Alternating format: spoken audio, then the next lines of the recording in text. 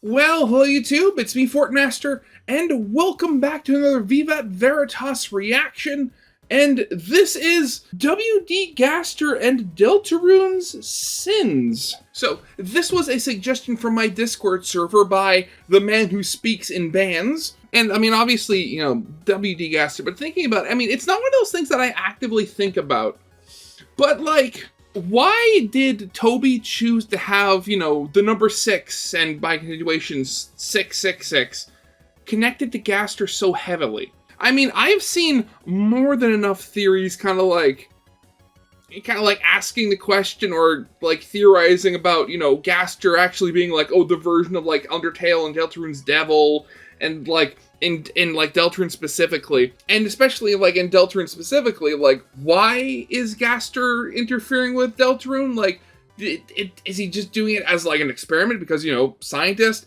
Is he doing it to like actually help them and like help the prophecy reach a better end? Is he not?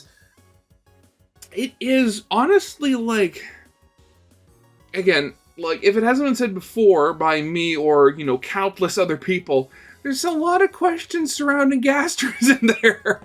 And honestly, with all the stuff that, like, especially potentially that could happen in the weird route, again, we honestly have no idea, like, I mean, honestly, at this point, we don't know where Deltarune is going as a whole. And by an extension of that, we obviously have no idea how the weird route's going to play out, because it's obviously, like, you know, the companion piece to the normal route, but like is it like actually freedom, or I'm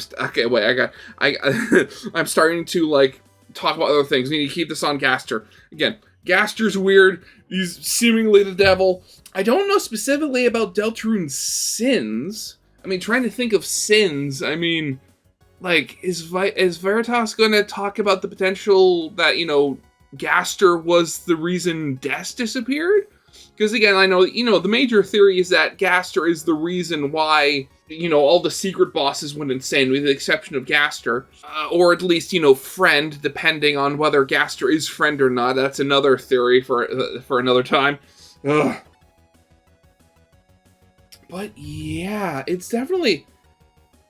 Gaster, you are quite the enigma, and honestly, like,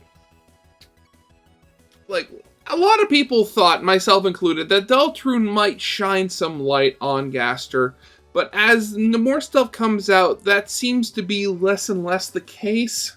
So, I mean, honestly, at this point, if we get just anything about Gaster, I'd be happy, honestly. I really would be. But yeah, we should probably get this thing started. So, yeah, of course, as always, original videos linked in the description if you haven't seen it for some reason. Corner video will lead to my Let's Play of the day.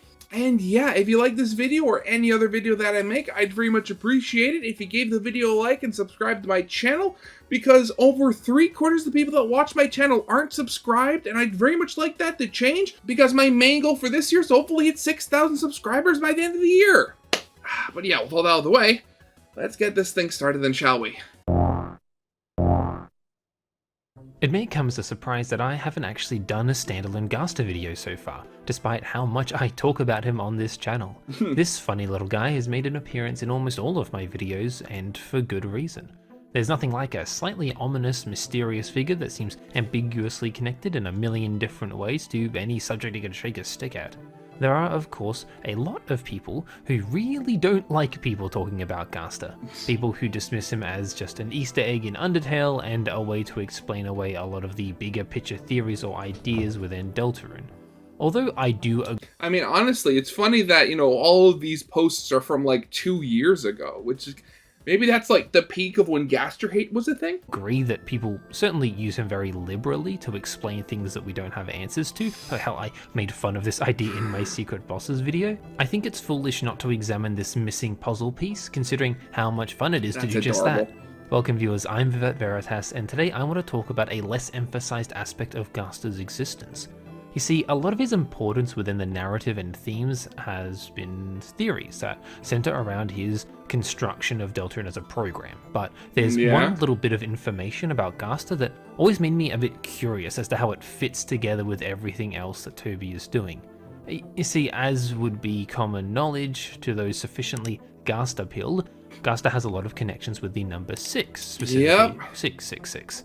Of course, he's hardly the only individual associated with this string of numbers. The most I never thought of that. Okay, so I know, there was the whole, 666 connection. I didn't know that the XP on kill and the gold on kill was minus. So that, God, if you actually beat him, that just makes things so much harder for you. Oh, okay. most notable of which is Mr. Beast himself, Satan. It is his number, after all. Nothing about Gaster really screams evil, though, outside of kind of a ominous mad scientist vibe. So what could this possibly mean in the context of Deltarune, and how could it impact our choices and actions going forward, both theorizing and playing? Today, I'm going to tell you about Gaster and the sin of the narrative. It's time to take another plunge into the darkness darker than dark. Join me, won't you? To understand what I'm going to be talking about today, it's important to ensure we're all on the same what page comic when is that talking from? about W.D. Gaster.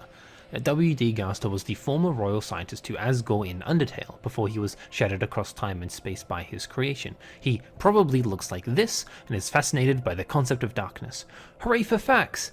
Everything else I'm about to say is either conjecture or opinion. God, yeah, when you say it out loud, we honestly don't know that much about Gaster, like, in the slightest. It's my belief, based on the various evidence across multiple chapters, games, and video essays, that Gaster will be in Deltarune and will be important.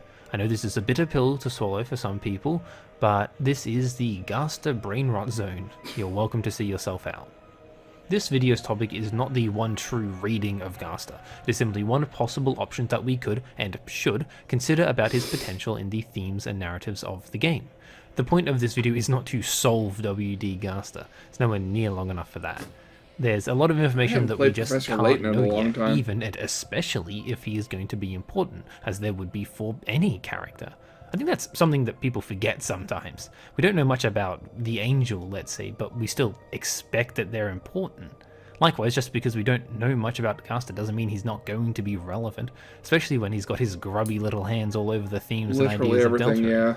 No, And again, like, I know people have pointed out before, but the fact that you can turn his sprite upside down and still see another face, like, that is, like, again, at this point, no idea how, like, thought out this sprite was, but Toby had to have done that on purpose. the point of this video is to explain a way I think Gaster could be used and what themes he could Oh. explore, outside of the Gaster standard plushie. darkness ones that I mentioned in my second video.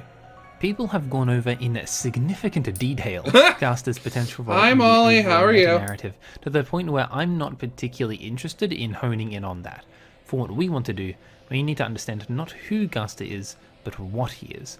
And for that reason, we're going to be looking at the core of this guy. Ultimately, Gaster is content cut from Undertale. Kind of. He is technically in the game, of course. You can find, presumably, him and his followers, though this wasn't in the game at launch. Everything related to Gaster is connected to these fun values, a random and obscure value in your save file that can trigger particular events. What is fun in this situation? Well, they're all funny random events, so I guess that tracks. And, like, it's absolutely nuts that, like, at this point, the fun values are, like, a core thing of, Undertale. I mean, the whole fact you have all these kind of, again, like, when I talking about, when I was watching, like, an old thing about like, what, the internet did to Sans, like, this whole fun value thing, talk about timelines and stuff like that in the game, basically sprouted the whole multiverse of Undertale content, which arguably is one of the main things as to why Undertale is still thriving today. And to think this wasn't in the game at start is still a little mind-boggling to me. How, like, something comparatively this small and insignificant could have such a giant effect. Even if some of them are a bit odd. Something about these fun events that's interesting is that almost all of them seem to be connected to Gaster in some way. The Wrong Number song asks for someone with a name starting with G. Both Sans and Alfie's call us, who are both very associated with him. We see the Gaster followers and Gooner Kid, who isn't a follower but provides an interesting perspective about being eliminated from existence. Yeah. We see Clam Girl, who mentions a character called Susie. We see the sound test room with cut songs including Gaster's themes, and most importantly, The fake door. hallway and the mystery man himself. If it's not connected to Gaster directly, It's connected to Deltarune, and that'll do it for me. In the introduction, I mentioned the 6s. Part of the way this is relevant is from these fun values, where the fun event associated with the number 66 is the fake hallway and the appearance of Gaster. Already, this is the strongest link we could possibly have with Gaster, and it comes at this 66 value. This wouldn't be as notable if it wasn't for another, more explicit point. In data mined encounter information for Gaster, it seems that all of his stats would have been 666, 666. Evidently, this does invoke some form of religious demonic thinking, but even outside of that, it makes Gaster a little more ominous than he would be otherwise. Honestly, thinking about it, I do think it was just a slight missed opportunity on, Toby's part that, Deltarune has no form of fun values. Now, granted, the whole thing of, of Deltarune is that, your choices don't matter and, stuff like that. So, as an extension of that, I can very much see it's like, the same thing happens every single time you play and stuff like that. But at the same time, you'd think that, even just having a little bit, a little touch of the multiverse as, a Deltarune's version of fun events, even if they weren't as explicit, we already have a little bit of that in Deltarune. Again, with the whole thing of, choosing which save file you're in, and that changes, little, non-existent things, what's in Azrael's drawer and stuff like that. But, can you imagine if, on top of that, you had the fun events, and there was, all these weird, little innocuous combinations of things that could happen, whether, what your fun value was and what save file you were currently playing on. That'd be nuts. It'd be fun. You get the distinct impression that whatever shattered him across time and space did more than just that. So, considering Gaster as a character exists on the edge of Undertale's reality, what does that mean for his role in Deltarune? There's an entity that keeps showing up in Deltarune who I and the wider community have generally accepted is Gaster. They have an interest in the player and darkness, have a theme that uses Gaster's theme, talk a hell of a lot like entry number 17. I think anyone clicking on this video knows this, so I won't delay much more. Frankly, the reason we, or the Soul, are here in the first place is because of the connection Gaster has forged between the two of us. Compared to his presence in Undertale, this is a lot more explicit, but who knows if this is the same Gaster in both worlds. Again, the whole thing of shattered across time and space, for all we know, there might be more than one Gaster. That whole, the spooky guy we see in the hallway, that might be just one piece of Gaster, and that's all he did. Or, the Gaster we have in Deltarune is a completely different piece of Gaster. Again, it's the whole thing that I and a lot of people suggested where, Des is, similarly broken across time and space like Gaster is, and that's why, you could have the Knight be Des, and it's, one piece of Des, either evil or her dead body or something like that, and then, you have the other part of her that's, the part that's talking, hidden away in the code. Or if this Gaster is just chilling out. Has Gaster attained some kind of higher there might level be, existing between our world and the ones of Undertale and Deltarune? It seems to be the case that these two worlds have some kind of equal existence, ignoring some small differences for some very large similarities. So Gaster would have had to somehow transcend just being a character in Undertale to do so. Perhaps Deltarune's Gaster fell into the Grand Fountain and it granted him awareness over the world. Who knows? We've also got a lot of Eggman content in the more recent chapters, content that I absolutely adore and I'm not sure how to unpack, but I'm really unsure if this is Gaster. There's a compelling Easter egg link, as well as possibly being connected to the shelter using a generous interpretation of lost where the forest would grow. Yeah. It seems that this is saying something else. At the very least, I'm not confident that it's Gaster, so I'll leave it to the wayside for now.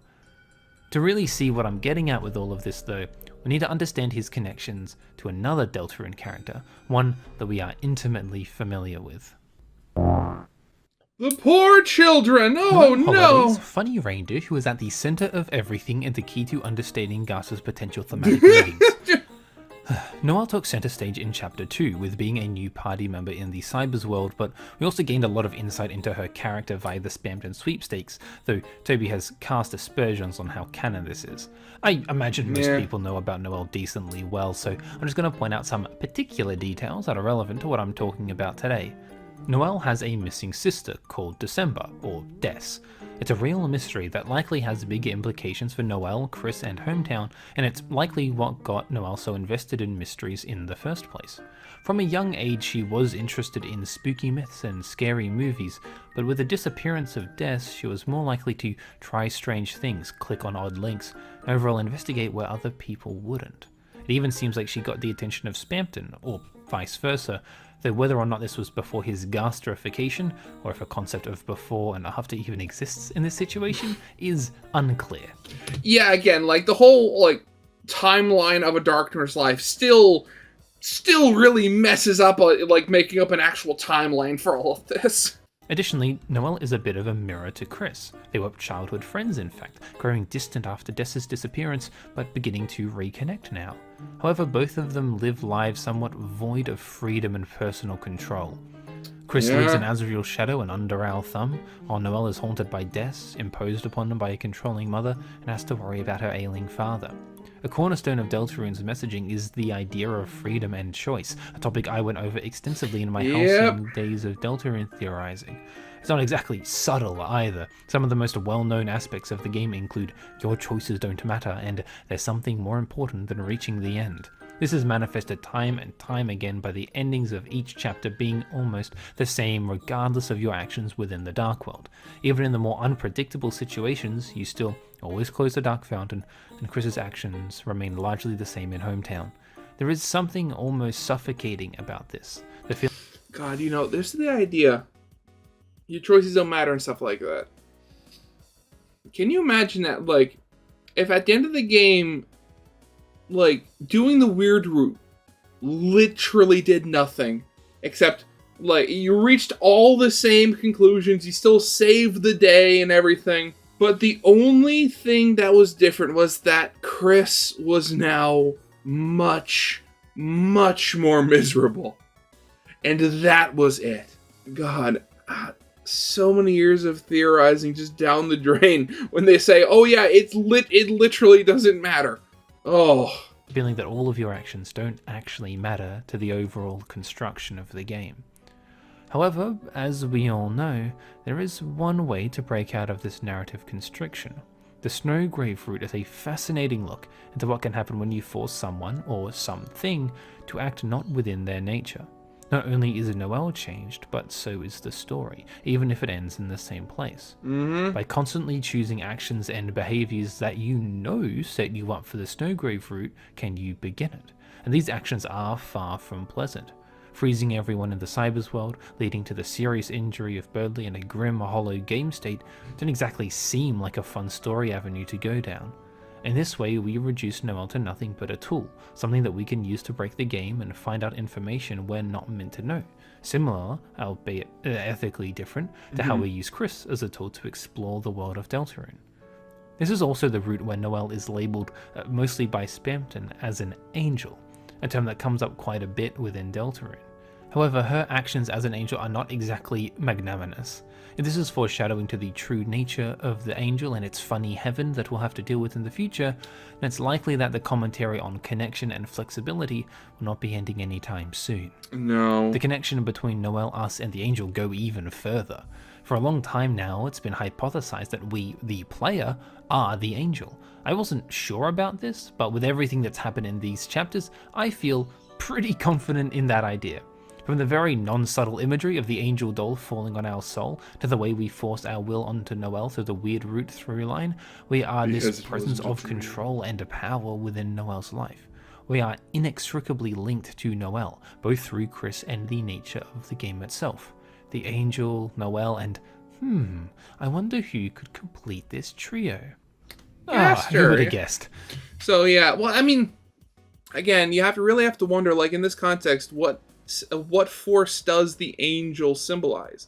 So, like, if the angel is bringing on the apocalypse, is this sort of like an actual apocalypse, or like a rapture like apocalypse where it's happening, but then everybody that dies will be like saved in salvation or something like that? But if it is like an apocalypse, then the angel itself is the evil faction.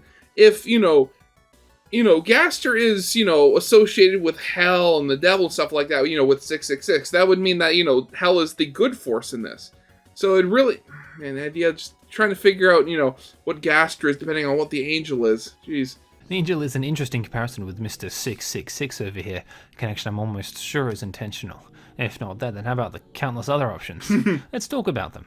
Firstly, the music. As famous gamer Andrew Cunningham noted, there seems to be samples of Gaster's theme within tracks related to Noelle, which is definitely not something that should go unnoticed. Yeah. We all know how Toby loves to play with leitmotifs, and so including snippets of the man who speaks in hands inside music of this mostly new character should be ringing alarm bells for anyone looking for crumbs. I also wouldn't be the first to point out that Noelle's position as a hunter of video game Easter eggs in comparison to Gaster's role as, well, an Easter egg.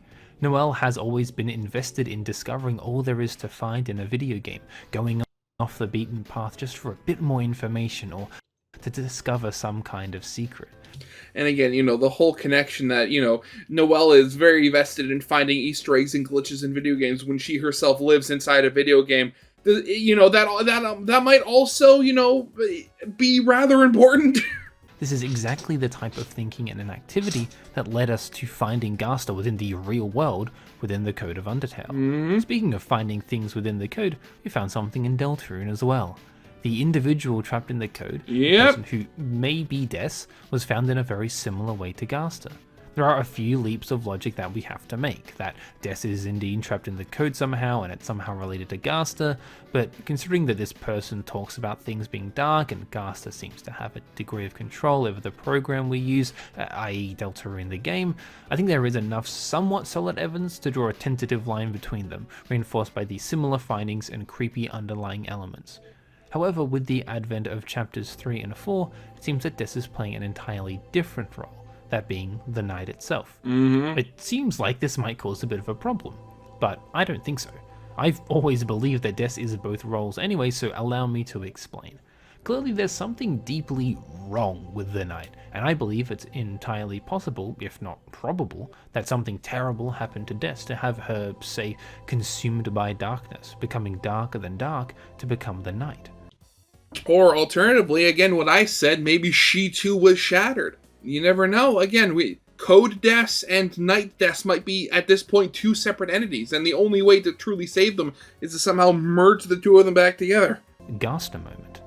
Additionally, Gaster himself, or again the person we are currently assuming is Gaster, talks to us during the night battle, meaning he has some kind of vested interest in this situation, whether we win or lose.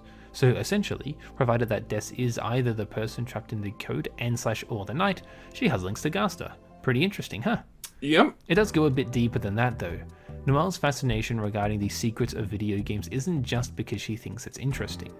No, there is a deeper creepiness that underlies them. Whether it's a strange egg that appears and seems to only exist to be disconcerting, the doors that she swears exist but can never find again, Noelle seems to be particularly excited about creepy secrets or ideas, bolstered by her horror-turned passion for other spooky aspects like cryptids and horror movies.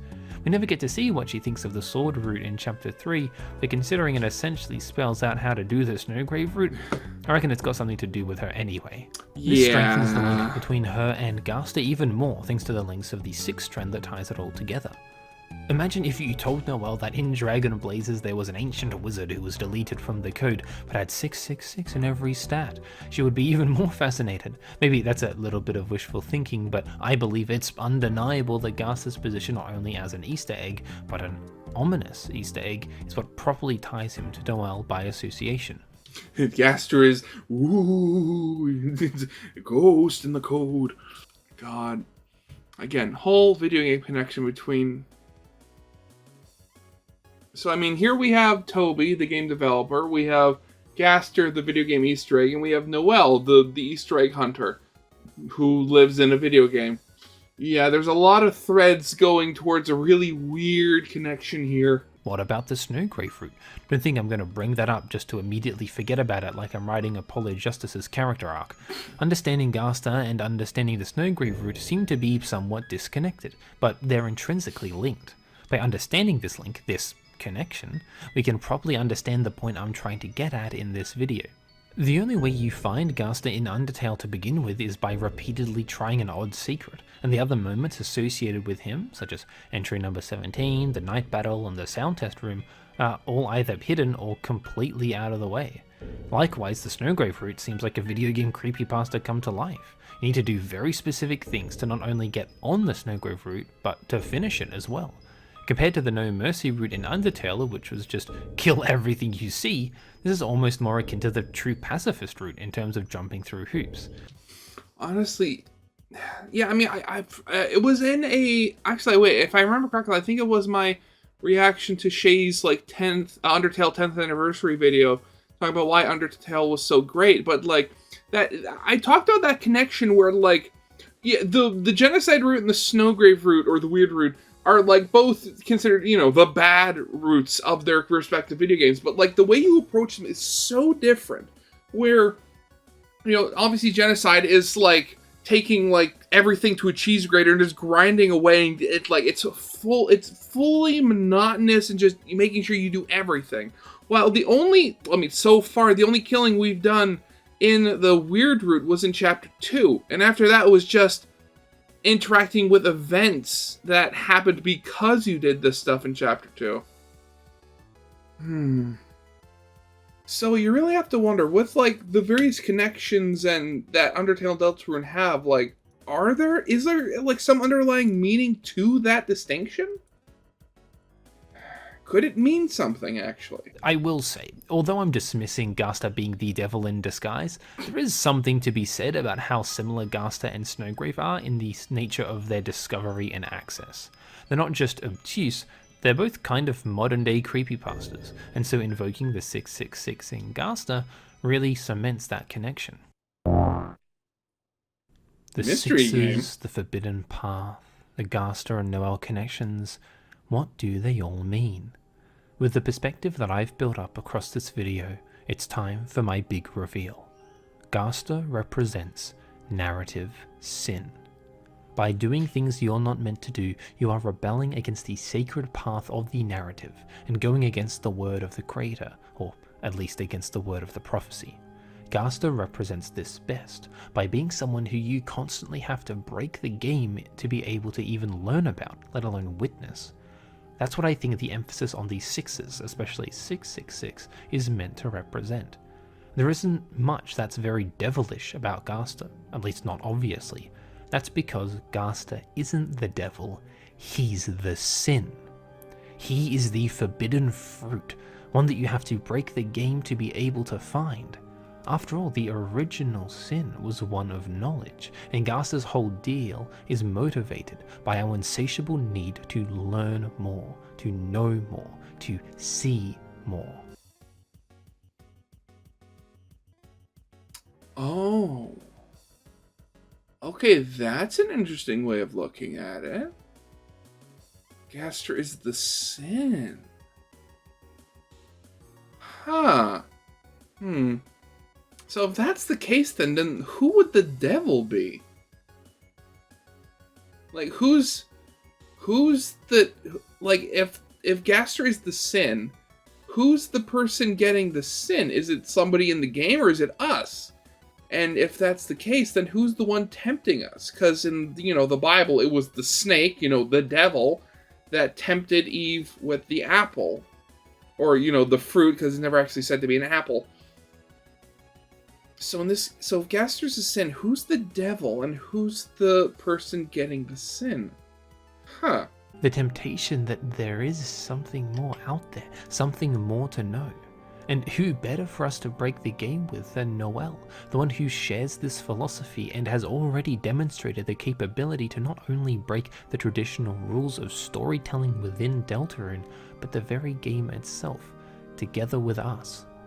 To be clear, I don't think that Gaster is deliberately orchestrating the weird routes in order to torture people and make you do sin. What I do think Gaster represents, though, is going off the beaten path.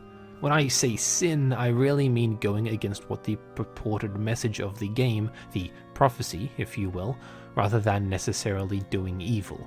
However, as mentioned, there is still a sense of ominousness, of something strange. Gaster represents looking for things where you're not meant to, or where you might not expect to find anything.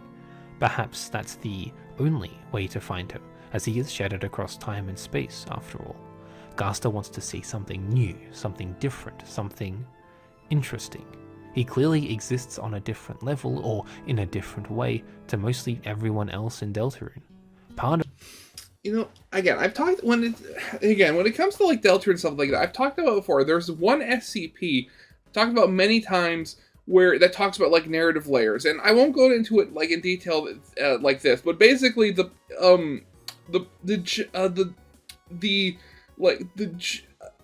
basis of it is, layer media is like comprised in layers. So you have like us, the current top of whatever the narrative of of the hierarchy, and then media is below us.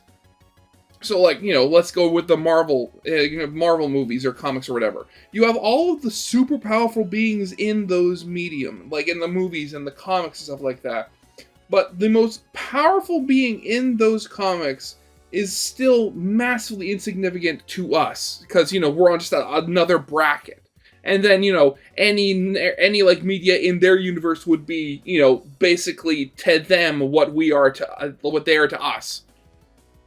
So like thinking about it, like with this, you have Gaster shattered across all time and space, but only of his narrative layer. And like maybe he was pushed up because of it, like right up against the glass, so to speak, to our layer. And while he couldn't move up, he was given a new understanding of his layer and wanted to learn more about it. That's when he made, the device that allows us to connect to his narrative layer, so he can learn more, see what the people above want to do with his previous home. Huh. Part of the reason why Noelle is specifically so important is because she is, in a way, like us. She would investigate secrets, both in the video game she loved and the world she lived in, and thus is a perfect person to lead us not only to Gaster, but whatever is true about Deltarune. In Snowgrave, we use Noelle as a tool, and it's not unforeseen that we may need her again to really be able to commit to this narrative sin, breaking the story to ultimately forge our own ending by highlighting the connections we have with others. I'm going to bring up one piece of information I haven't mentioned already as the final piece to this puzzle. We know about the unused pure crystal, likely a purified or combined shadow crystal that we could obtain in the future from Sean. What's particularly interesting is that the only use for the pure crystals we know at the moment is actually in the game, to combine them with the Snowgrave exclusive Thorn Ring to form the Twisted Sword. This is a really interesting dichotomy, but what does that have to do with narrative sin? Well, think about it. The Shadow Crystal is an item that is deliberately out of the way. Without knowing what you have to look for, you need a lot of luck, backtracking, and keen perception to figure out what you need to do, not to mention a pretty difficult boss fight at the end of it all. We already have a link between them and Gaster thanks to his more than likely influence on the secret bosses themselves, and I don't think I need to explain why the item made out of pure darkness might be connected to Mr. Darker Yet Darker. The pure crystal in turn has been removed from the game. Kind of. This sounds a little familiar, doesn't it? It is somewhat content, but its presence still lingers within it in the form of the aforementioned crafting recipe. To obtain this, you need to go further than just doing some complex steps and boss battles. You need to break the game itself. Of course, it's implied by Shawm in Chapter 4 that he would be able to make it, but Toby has still made the explicit point of including it before we can access it. So why show us now? I mean, again, with all of the, the freedom secret bosses are somewhat broken, just even in a little way. And Shawm is very connected to Jevil.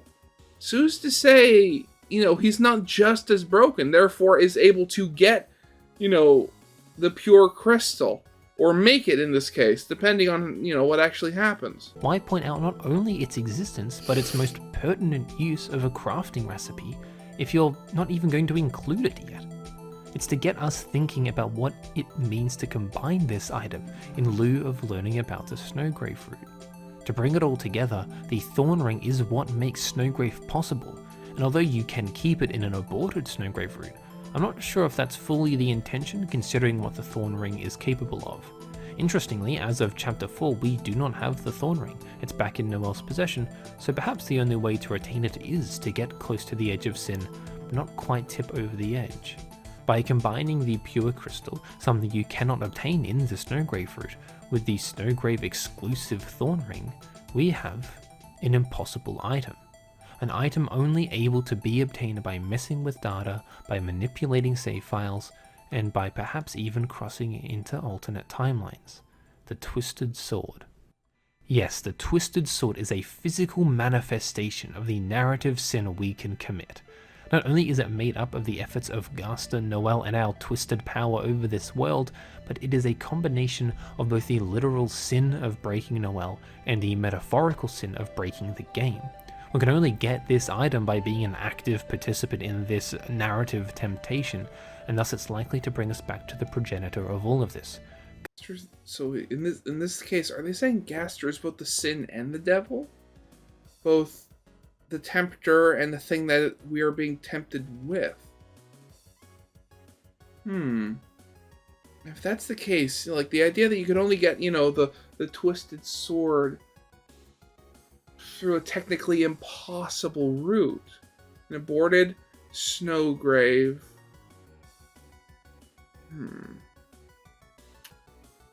I wonder if later on in the game, you'll be able to, after you abort a Snowgrave, you could basically kind of, get back on it, unabort it or something like that? God, that'd be weird. Gaster himself. Whatever this weapon is, it will no doubt further the goal of committing narrative sin by going against what the story seems to want us to do. How this may happen is a question for another day, but the dichotomy between the pure crystal and the Thorn Ring to synthesize something new should not be ignored, and ignore it we shan't. In the same vein, what do we think could be a metaphorical synthesis of these parts? These different sins and the way they weigh on us and everyone around us, the actions and consequences of breaking the game. See, there's this idea that I've been kind of skirting around for a while. In Deltarune, the whole point of the fun game being in the Dark Worlds is to banish the Angel's Heaven. Considering what we know from Father Alvin and the overall construction of Hometown, the Angel is even notable in the Light World, and seems to be their central religious figure due to their understanding of the prophecy. This means it's probably seemingly more complex than it seems if we're here to stop its heaven from existing. We get to see a lot more about the prophecy that details all of this in Chapter 4, thanks to the Church Dark Worlds, and it seems that the angel will receive what it desires, whatever that means. Of course, as mentioned even as far back as my original video, I don't think Toby is going to make the angel be stereotypically traditional. If we're considering Gaster as an avenue for narrative sin, with his connections to the devil and Noel, this shines a potential light on his motivations, or at least what might happen in the future.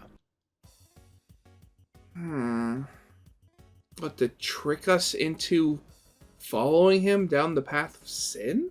Or narrative sin, I should say? Interesting. It seems that Gaster, whilst not being the creator of Deltarune, the world itself, has a vested interest in making something interesting happen, something new happen. It doesn't seem like he is explicitly for or against the prophecy, but he is certainly aware of it and does want to see us, the player, continue on. He is undeniably connected to us, and we to him. This is not to say that we are inherently the angel. This intertwining of knowledge, sin, and power works regardless of the truth. We are a being of pure light, shining away the darkness. Gaster is the scientist, obsessed with pure darkness. Yeah. We are a perverted angel, calling all the way back to Undertale, a being not of purity and kindness and love, but one of absolute power. If narrative sin, temptation, whatever, means going off the beaten path, sticking our heads where they're not meant to be, and breaking the game over our need to get what we want, it's likely that not only will that be necessary to finding a proper ending to Deltarune involving truly dealing with the angel, that being us and our relationship to both Gaster and Chris, but it also means that Gaster himself is likely involved, if not integral, to this outcome. God, I've talked about it before, and my old theory that there were going to be multiple different weird routes. depending on like what kind of route you actually did, whether it's like purely passive or violent or stuff like that. Obviously, at this point, that's been completely thrown out for a while, but the idea, it almost sounds like Veritas here is suggesting that there might be more than one weird route. Perhaps our greatest desire is ultimately to finish the game, answers and all.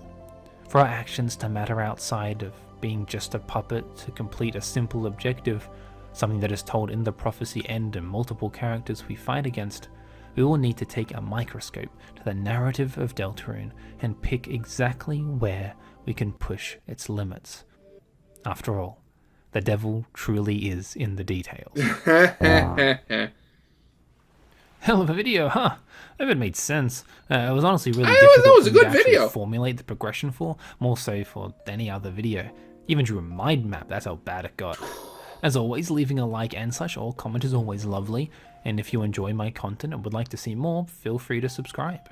This video was spurred on by conversations with friends and colleagues within the Deltarune community, so thank you. Again, honestly, it's the whole thing. Just the idea.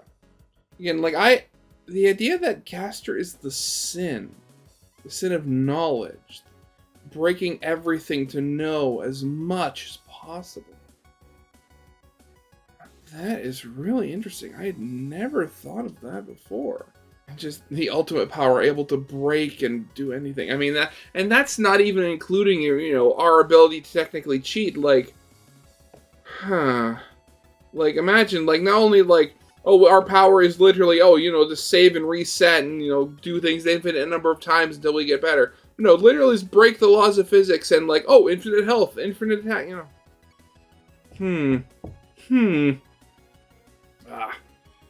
But yeah, that's definitely going to be it for now. So yeah, I hope you guys liked. If you did, leave a like, subscribe if you have not, and I'll see you guys next time. Goodbye.